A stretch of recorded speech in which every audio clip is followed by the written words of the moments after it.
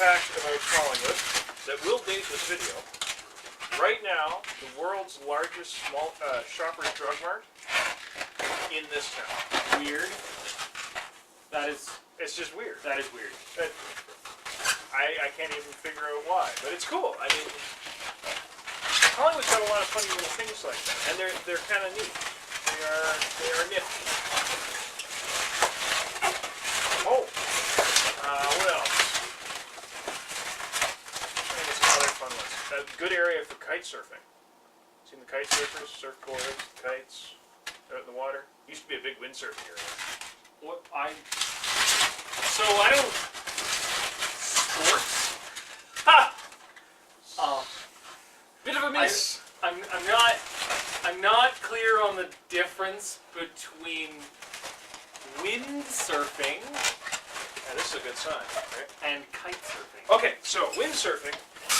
Why would I know kite surfing? I, of course, only liked the extreme sports. So now I have settled, if you can imagine, I have come down, and I do a less extreme sport of mountain unicycling as opposed to skydiving or bear wrestling. I don't know. My bandmate's a pretty good bear wrestler. That's right. Wasn't she going to switch from bear wrestling to alligator, or are we sticking with bear wrestling? Well, she's working on her squeezing ring. Of course. So, windsurfing, you've got a board, and you're standing on the board, and you've got a big sail. And you hold on to the sail, and use the wind, and it pushes you around. It's an interesting sport, never my thing, but it looked fun.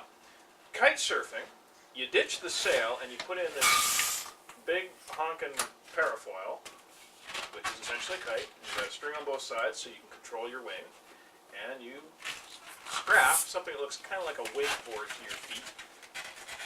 Get a good wind, and it will pull you. The amazing thing is, you can get some pretty serious air. I've seen people float all over the place, and I'm sure it's based on wind and how big your wing is and your board and whatever. Richard Branson's kite surfer. That doesn't surprise me at all. No, it's like, well... It just seems like a Richard Branson kind of thing to do. Of course he is. But this area is big for that. I've been here in the summer, and I've been out, on the waterfront, and there's like 14 of them out there just hauling it up and down the bay. Is the sail affixed to anything, or do you just hold it? You have two very long strings and straps around your wrists that you hold on to. So you want to turn left, but go left. If the wind wants me to go left, then you would have to compensate with your arms. Okay. And if you do not, one of two things will happen. One, the sail will go into the water, and I have no idea how you get it out of the water. That confuses me. Or two, you keep it properly set, and maybe a big enough gust takes you out of the water. I think that's part of the thrill, actually, is the idea that you can jump and sort of glide a little bit if you're big on it. Not convinced of my ability to hold onto a sail with both hands without and keep my feet on a board without just yelling.